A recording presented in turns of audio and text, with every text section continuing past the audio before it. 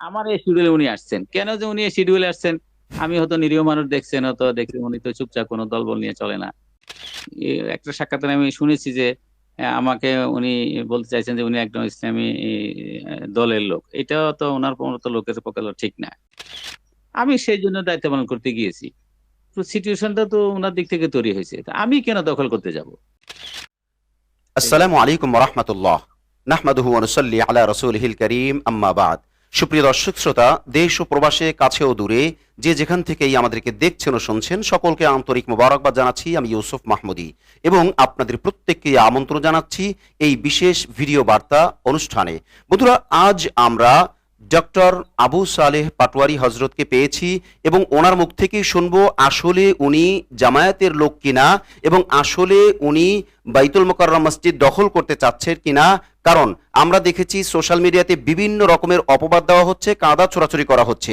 জামায়াত ইসলামী বাংলাদেশের একটি রাজনৈতিক দল, তাকে যেভাবে অপবাদ দেওয়া উচিত হবে না, ঠিক ডক্টর আবু সালেহ পাটোয়ারি বাংলাদেশের একজন উল্লেখযোগ্য ব্যক্তি, যিনি বাইতুল মোকাররমের খতিব হওয়ার যোগ্যতা রাখেন এবং যিনি বাইতুল মোকাররমে জুমা পড়িয়েছেন অলরেডি, এবং যিনি ফাউন্ডেশনের উচ্চপদস্থ কর্মকর্তা, একজন গ্রহণযোগ্য আলেম। অতএব তার বিরুদ্ধে এইভাবে অপবাদ দেওয়া হচ্ছে বিদায় আখলাক টিভি তাকে আবেদন জানিয়েছে বিষয়টা ক্লিয়ার করার জন্য। আসসালামু আলাইকুম মোহতারাম, কেমন আছেন? জি আলহামদুলিল্লাহ। জি মোহতারাম, আমরা সোশ্যাল মিডিয়ার কল্যাণে বিভিন্ন কিছু দেখতে পাচ্ছি। এই ক্ষেত্রে আপনার বিরুদ্ধে বিভিন্ন রকমের অভিযোগ। আসল বিষয়টা এই যে, যেহেতু আপনি জুমার নামাজ পড়িয়েছেন, সেহেতু আপনাকে নিয়েই অনেক কথাবার্তা, এমনকি এইরকম কথাবার্তা বলছেন যে আপনি জামায়াতের কেন্দ্রীয় নেতা। এখন প্রশ্ন হলো, বিষয়টা যেহেতু আপনাকে নিয়ে ঘটেছে, অর্থাৎ আপনি জুমার নামাজ পড়িয়েছেন এবং আপনি আখলাক টিভিকে আগের লাইভে পরিষ্কার করে বলে দিয়েছিলেন যে আপনি শিডিউলকৃত, অর্থাৎ আগের লিস্ট করা খতিব সাহেব, অর্থাৎ আপনি ভারপ্রাপ্ত খতিব, আপনি উপস্থিত জুমাটা পড়াবেন। তো সেই ক্ষেত্রে আপনি যেহেতু আলোচনার মধ্যমণি, আপনাকে কেন্দ্র করেই যেহেতু কথাবার্তা, সেহেতু আপনিই বলবেন, আমরা শুনবো। আসলে আপনার সাথে জামায়াতের সম্পর্ক আছে কিনা বা আপনি রাজনীতি করেন কিনা, এই বিষয়টা আসলে আপনি কিভাবে ব্যাখ্যা করবেন? ধন্যবাদ সম্মানিত উপস্থাপক। আসলে আমি গত সাক্ষাৎকারেও একটু শেষের দিকে ক্লিয়ার করে দিয়েছিলাম যে জি, জি, অনেকে আমাকে রাজনীতিক সংযুক্তদের কথা বলছেন। আমি ছাত্র জীবন থেকে শর্ষিনা মাদ্রাসায় লেখাপড়া করেছি। জি, আমাদের দেশের সকলে জানে যে শর্ষিনা মাদ্রাসায় কোনো রাজনৈতিক সম্পৃক্ততা থাকে না। জি, এবং আমি ফ্যামিলিগতভাবেও আপনাকে বলেছিলাম যে, না আসলে আমাদের ফ্যামিলিগতভাবে আমরা কোনো রাজনীতির সাথে কেউ জড়িত না। জি, তো আমি আবার সম্মানিত দর্শক শ্রোতাদের কাছে বিনয়ের সাথে জানাতে চাই যে আসলে ১ম কথা যেটা আপনি বলছেন যে আমি কোনো রাজনীতির সাথে জড়িত আছি না। অ্যা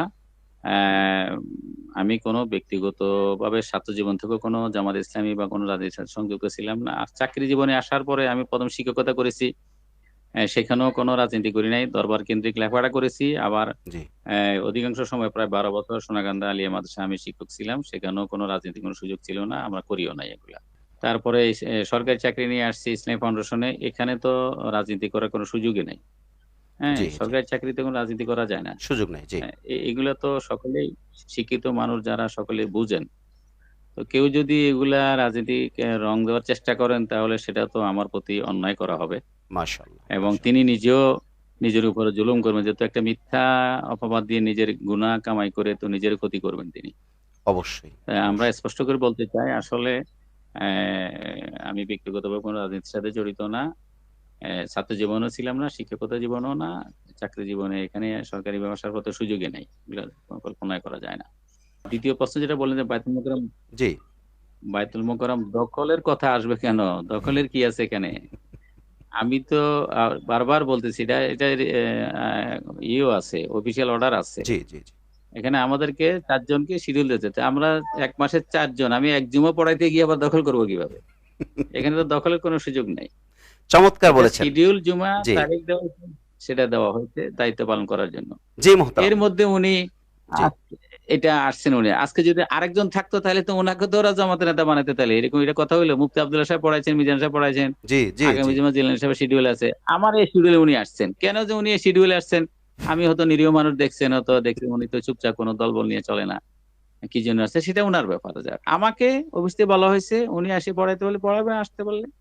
আর না হলে যেকোনো পরিস্থিতি একজন তো থাকতে হবে। নামাজটা তো পড়াইতে হবে। মসজিদ তো জি, আর খালি জি, লেখা জি, যাবে না। আমি সেইজন্য দায়িত্ব পালন করতে গিয়েছি। তো সিচুয়েশনটা তো উনার দিক থেকে তৈরি হয়েছে। তো আমি কেন দখল করতে যাব? আর জি, যারা ওখানে মুসল্লিরা উনাকে প্রতিবাদ করছে, এদের কারোর সাথে আমার ব্যক্তিগত পরিচিতিও নাই আগে থেকে, জি জি জি চিনিও না আমি। জি ওরাও আমাকে সেদিন দেখছে। জি আমার সেরকম পরিচিতি থাকলে তো, ওইরকম কোনো প্ল্যান থাকলে তো আমার পরিচিত লোকজন সামনে আমি বসায় রাখতাম ওনাদের মতো। জি এগুলো জি জি চিন্তা নিয়ে তো আমি যাই নাই, আমি তো আমার দায়িত্ব পালন করতে গেছি। চমৎকার বলছেন আপনি সুতরাং এই তাহলে। সমস্ত জি মিডিয়া জি, আপনি তাহলে যেটা বললেন যে আসলে আপনার যদি ওইরকম একটা সিচুয়েশন থাকতো বা ওইরকম মন মানসিকতা থাকতো, তাহলে আপনিও তো আপনার সাধ্যমতো লোক রাখতেন, অথচ আপনার পক্ষে সেরকম কেউ ছিল না। এতে প্রমাণিত হয় বা আপনার এই সাক্ষাৎকারে আমরা একদম ক্লিয়ার, এবং আমাদের মাধ্যমে অর্থাৎ আখলাক টিভির মাধ্যমে জাতি ক্লিয়ার হয়ে যেতে পারে যে আপনার জামায়াতের সাথে তো কোনো সম্পর্ক নাই, কেন্দ্রীয় নেতা তো বহুত দূর কি বাত হয়, জামায়াতের রাজনীতির সাথেও কোনো সম্পর্ক নাই, এমনকি ইভেন আপনার কোনো রাজনীতির সাথে সম্পর্ক নাই, এটা আমরা ধরে নিতে পারি। না। জি, জি, তাহলে আমার তো কোনো রাজনীতি সম্পৃক্ত নাই। জি সেদিন আমি গেছি জি অফিস আদেশে, জি জি অফিস আদেশে। অফিসের আদেশে, জি সরকার নির্দেশে গেছি। সেখানে আমি দখল করতে যাবো কেন? আমার দখল করার কি আছে? এটা সরকারি জিনিস। জি জি মসজিদ বাইতুল জি মাকদাস জাতীয় মসজিদ সরকারি সম্পত্তি, সরকারি মসজিদ, সরকারের নিয়ন্ত্রণে। আমি সরকারের চাকরি করি বা ওখানে মুফাসসির পদে আছি। জি আমরা জি আলেম মানুষ ওখানে আছি, যে তিনজনকে দিছে, আরো যারা আছে সবাইকে দিছে।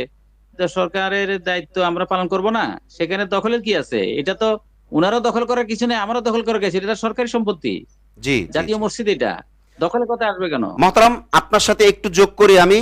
আমাদের সময় একদম কম, আপনি অনেক ব্যস্ততার মধ্যে আমাদেরকে একটু সময় দিয়েছেন, এবং আপনি অফিসিয়াল কার্যক্রমের কারণে এটাতে আপনি আগ্রহীও নন, কিন্তু জাতিকে ক্লিয়ার করার জন্য আপনার দায়বদ্ধতা থেকেই আপনি এই কথাগুলো বলা। আমি একটু ক্লিয়ার করি, অর্থাৎ বাইতুল মোকাররমের পেশ ইমাম একজন, আমি সঙ্গত কারণে নাম বলছি না, ওনার সাথে আমার গত 18 তারিখে ব্যক্তিগত দাওয়াতি প্রোগ্রামে এক মজলিসে ছিলাম। উনি এই জিনিসটা আপনি যেটা বললেন এটা উনিও ওইভাবে বলেছিলেন যে আমাদের আসলে জুমা ওইভাবে ভাগ করে দেওয়া হয়েছে, কাউকে ভারপ্রাপ্ত মানে স্থায়ী ভারপ্রাপ্ত খতিব করা হয় নাই, অর্থাৎ নির্দিষ্ট জুমায় অমুক জমা অমুকে পড়াইবে, এইভাবে করে করা হয়েছে, যেটা আপনার থেকে শুনলাম। এখন প্রশ্ন হলো, আপনি যেটা বললেন তাতে তো আমরা ক্লিয়ার যে আপনি এটার সাথে জড়িত না, অর্থাৎ দখলদারিত্বের কোনো প্রশ্নই আসে না, আর আপনি রাজনীতির সাথে কোনোভাবে জড়িত না। তাহলে স্বাভাবিকভাবেই আপনার কাছে আমরা জানতে চাইবো, জাতির কাছে একটু ক্লিয়ার করবেন, তাহলে এই যে বদনাম ছড়াচ্ছে বা আপনাকে জামায়াতের কেন্দ্রীয় নেতা বলছে, এটা কি জামায়াতকে ঘায়েল করার জন্য নাকি আপনাকে ঘায়েল করার জন্য? আসলে এটার কারণ বলে আপনি কি মনে করেন? নাকি এক দল আরেক দলকে কাদা ছোড়াছুড়ির জন্য? নাকি এটা করেই মানুষ শান্তি পায়? অর্থাৎ জাতীয় মসজিদ, এটাকে নিয়ে তো এভাবে করার কোনো প্রশ্নই আসে না। আপনি আসলে এটার কারণ কি মনে করেন? আসলে যে যেরকম চিন্তা করে সেভাবেই সবাই অভিপ্রায় ব্যক্ত করে। তা আমি এগুলো নিয়ে কোনো মন্তব্য করতে চাই না। আসলে যারা করতেছেন তারা কেন করতেছেন আমি জানি না। অথবা উনি একটা সাক্ষাৎকারে আমি শুনেছি যে আমাকে উনি বলতে চাইছেন যে উনি একজন ইসলামী দলের লোক। এটাও তো উনার মতো লোকের পক্ষে তো ঠিক না। জি জি হ্যাঁ, এইজন্য তো উনার ভক্তদেরকেও বলতেছি না। বলতেছি কিনা আমি জানি না। তো এটা কে কি নিয়তে বলছে তারাই বলতে পারবে। তবে যারা যেভাবে বলুক না কেন এটা মোটেই ঠিক হচ্ছে না। এটা আমার প্রতি যদি আকর্ষণীয় বলে সেটা আমার উপর জুলুম হবে। কোন সংগঠনকে যদি গালি করছে সেটাও তাদের প্রতি জুলুম হবে। আর নিজেদের উপরে গুনাহের কাজ করছে। না জেনে না শুনে একজনকে অপবাদ দিলে সেটা তো কবিরা গুনাহ হবে। জি জি মোহতারাম। এগুলো আমরা যে জি, নিয়তে করি না কেন আমরা যেন এগুলো থেকে বিরত থাকি। সত্য মাশাআল্লাহ না জেনে মাশাআল্লাহ মাশাআল্লাহ। যারা আমাকে চিনে জি আমার জি সম্পর্কে জানে, জি হ্যাঁ, তারা সবাই তো আমি জানে যে আসলে আমি কি করি। আমি সোশ্যাল মিডিয়ার ছাত্র, কোন রাজনীতির সাথে জড়িত না। আজকে 18 বছর এখানে থাকি। এত সাংগঠনিক থাকলে তো কোনো না কোনোভাবে আমার আসতো নাম। কোনো কেউ আমাকে দেখতো। জি জি তো আমাকে তো অনেকে চিনেই না। না, সেদিন না আপনার হলে অনেকে চিনতোই না আপনার আমাকে। স্পষ্টবাদিতার কারণে আখলাক টিভি পরিবার আপনাকে সমর্থন করে, আমরা বিশ্বাস করি আমাদের দর্শক শ্রোতা সহ পুরো জাতি আপনার এই স্পষ্টবাদী কথার কারণে আপনাকে অবশ্যই সমর্থন করবে, এবং আপনার দিক থেকে ক্লিয়ার, এটা ক্লিয়ার হয়ে গেল। এখন একটা প্রশ্ন হলো, খতিব যিনি মুফতি রুহুল আমিন সাহেবের সাথে আপনার কোনো ব্যক্তিগত এমনি কোনো লেনদেন বা কোনো সম্পর্ক, তিক্ততা এরকম তো কিছু নাই?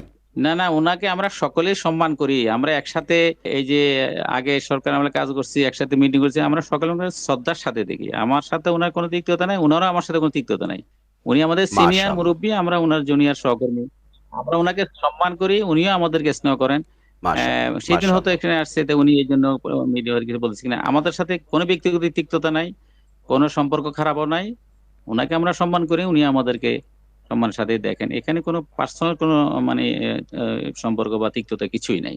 মাশাআল্লাহ। উনি আমরা আমাদের সহকর্মী, আমরা উনাদের সহকর্মী, এবং শ্রদ্ধার সম্পর্ক সকলের সাথে আছে। আলহামদুলিল্লাহ, জাযাকুমুল্লাহ, আল্লাহ পাক আপনাকে উত্তম বারাকা দান করুন, আপনার ইলমে আপনার হায়াতে বারাকাত দান করুন। আপনাকে শেষ প্রশ্ন আপনার যেটা করব সেটা হলো, আপনি একজন ফাউন্ডেশনের কর্মকর্তা হিসেবে, বাকি আপনি ফাউন্ডেশনের একজন নির্ধারিত মুফাসসির এই হিসেবেও না, আপনি ওই দিন জুমার নামাজ পড়িয়েছেন এই হিসেবেও না, আজকে আপনি আমাদের সাথে সাক্ষাৎকার দিচ্ছেন এই হিসেবেও না, শুধুমাত্র একজন দায়িত্বশীল কর্মকর্তা হিসেবে জিজ্ঞেস করব যে মানে ফাউন্ডেশনের মধ্যে থেকে কোনো দখলদারিত্ব, ওনাকে মাইনাস করা, কাউকে বসানো বা কোনো দলবাজি, এরকম ফাউন্ডেশনের কোনো কর্মকর্তা বা কোনো সিস্টেমের মধ্যে কোনো কিছু আপনার নজরে পড়েছে কিনা? না না, কারণ সবাই তো অফিস সিস্টেমে তো চলে, অফিসে আলহামদুলিল্লাহ, আলহামদুলিল্লাহ। এই যেভাবে দরকার সেভাবে দিয়েছেন আমাকে। এখন এই সিচুয়েশনে আমাদের যারা এখানে সরকারি চাকরি করে তাদেরকে এটা দায়িত্ব পালন করতে হবে না? অবশ্যই, অবশ্যই। এখানে দখল শব্দটা কেন আসে? দখল তো সরকার নিয়ন্ত্রণে, সরকারের প্রতিষ্ঠান সরকারের নিয়ন্ত্রণে আছে। জি, বাইরে কেউ আসতে চাইলে কেউ হামলা করে, সেটা না দখল বুঝায়। সরকার দখল করে, সরকারটা নিয়ন্ত্রণে এটা। আর আমাদের এখানে ভিতরে দখলের কি আছে? জি, জি, এখানে সকলেই তো সরকারি চাকরিজীবী। জি। এখানে দখলের কোনো সুযোগ নাই তো। যে বাইরে যদি কেউ উনি যে ওই দিন সে যারা দেখাচ্ছে সেটা তো দখলের মতো আচরণ। সরকারে থাকলে তো সরকার আগে থেকে প্রোটেকশন দিত, পুলিশ রাখতো, ভিতরে ইয়া করে রাখতো, দরবার রাখতো। সরকারি প্রতিদিন সরকার নিয়ন্ত্রিত এমনি আছে। সরকার কেন ভিতর থেকে বাইরে থেকে দখলে যাবে কেন? আলহামদুলিল্লাহ। আমরা আর কোনো প্রশ্ন আপনাকে করছি না। শেষ একটা আবেদন, আমাদের জাতীয় মসজিদ বাইতুল মোকাররমের একজন সম্মানিত খণ্ডকালীন খতিব হিসেবে এবং আপনি ফাউন্ডেশনের একজন নির্ধারিত মুফাসসির হিসেবে জাতির উদ্দেশ্যে অল্প কিছু কথা যদি আপনি বলতেন নসিহামূলক, যাতে কাদা ছোড়াছুড়ি বন্ধ হয় এবং আপনার দিক থেকে বিষয়টা আরো ক্লিয়ার হয়। একজন আলেম হিসেবে আমি বলবো যে আমাদের আলেম হিসেবে আমরা সকলেই এক দেহের মতো। সুতরাং আলহামদুলিল্লাহ, আলহামদুলিল্লাহ। আমরা যেন কেউ কারো বিরুদ্ধে কাদা ছোড়াছুড়ি না করি, হিংসা, প্রতিহিংসা বা মন্দ এগুলো না করি। আমরা সকলেই জানি যে এগুলো গুনাহের কাজ। বেশক, হ্যাঁ, বেশক। সুতরাং আলেমদের পারস্পরিক শ্রদ্ধাবোধ এবং সম্মানবোধ, বন্ধুত্বপূর্ণ সম্পর্ক, ভ্রাতৃত্ববোধ থাকা দরকার, ঐক্য থাকা দরকার একজন আলেম হিসেবে। কোন রাজনৈতিক, আমি সেদিনও বলছি আলেমরা সকলের সম্পদ, আলেমরা সকলের সম্মানের পাত্র। আলেমদেরও ওইভাবে থাকা উচিত এবং আমাদের সম্মানিত মুসলিম কেরামেরও উচিত যে আলেমদেরকে যেন আমরা সম্মানের জায়গায় রাখি। তাদেরকে স্বাধীনভাবে কথা বলতে দেওয়া উচিত, ধর্মীয় কথাবার্তাগুলা, এবং মসজিদগুলাকে দলীয় রাজনীতি মুক্ত রাখা উচিত। তো এগুলার জন্য আমরা সকল খেয়াল রাখি এবং সকলের প্রতি শ্রদ্ধাবোধ থাকে, আল্লাহ রহমত নাজিল হবে আর আলেমদের সম্মানও বৃদ্ধি পাবে, আর কেউ ক্ষতিও করতে পারবে না। আমরা এই আলহামদুলিল্লাহ, ব্যাপারের জন্য একমত থাকি। আলহামদুলিল্লাহ। জাযাকুমুল্লাহ মুহতারাম। আমরা অনুষ্ঠানের একদম শেষ পর্যায়ে, আমরা দর্শক শ্রোতাদেরকে একটু আবেদন করব। প্রিয় দর্শক, এতক্ষণ আপনারা দেখলেন ডক্টর আবু সালেহ পাটোয়ারী হাফিজাহুল্লাহ, যিনি গত জুমা পড়িয়েছেন এবং এ নিয়ে অনেক কাদা ছোড়াছুড়ি, আমাদের কাছে ব্যক্তিগতভাবেও ফোনাফোনি, অনেক কথাবার্তা, অনেক আবেদন। আপনি একটু ভালো করে জানেন, আপনি একটু ভালো করে বোঝার চেষ্টা করেন, বিষয়টা এমন, বিষয়টা অমন। আজকে আমরা ডক্টর আবু সালেহ পাটোয়ারী হজরতের মাধ্যমে একদম স্পষ্ট ক্লিয়ার জবানবন্দি, আমরা সবকিছু ওনার মুখ থেকেই ক্লিয়ার শুনলাম। এরপরে আখলাক টিভির দাবি জাতির কাছে আর কোনো কাদা ছোড়াছুড়ি, আর কোনো ঝামেলা, আর কোনো কেউ কাউকে ট্যাগ লাগানো, এই সমস্ত বিষয় আমরা না করি এবং এই সমস্ত বিষয় করে আমরা গুনাহগার না হই। আল্লাহ রাব্বুল আলামিন জাতীয় মসজিদ হইতে শুরু করে জাতীয় সকল প্রতিষ্ঠানগুলোকে পরিপূর্ণভাবে কবুল করুন এবং এই সমস্ত প্রতিষ্ঠানের সাথে যারাই জড়িত আছেন তাদের সকলকে আল্লাহ রাব্বুল আলামিন সুন্দরভাবে খেদমত আঞ্জাম দেওয়ার তৌফিক দান করুন। আজ তাহলে পর্যন্তই, দেখা হচ্ছে পরবর্তী কোনো লাইভে অথবা পরবর্তী কোনো ভিডিও বার্তায় ইনশাআল্লাহ।